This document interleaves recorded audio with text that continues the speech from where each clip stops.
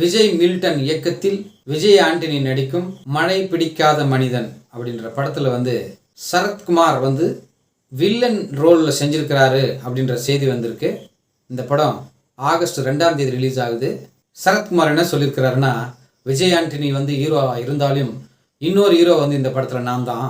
Vijay Milton கதை சொல்லும்போது ரொம்ப பிடிச்சிருந்தது, அதனால தான் இந்த படத்தை நான் ஒத்துக்கினேன் அப்படின்னு சொல்கிறாரு. விஜய் மில்டனுடன் சேர்ந்து பணியாற்ற விரும்புகிறேன் அப்படின்னு சொல்லியிருக்கிறாரு. சரத்குமாருக்கு இந்த படத்தில் என்ன ரோல்னு பார்க்கலாம். லைகா ப்ரொடக்ஷன் விஷால் மீது கோர்ட்டில் கேஸ் போட்டாங்க. 28 லட்ச ரூபாய் எங்களுக்கு இன்னும் செட்டில்மெண்ட் ஆகலை அப்படின்னு.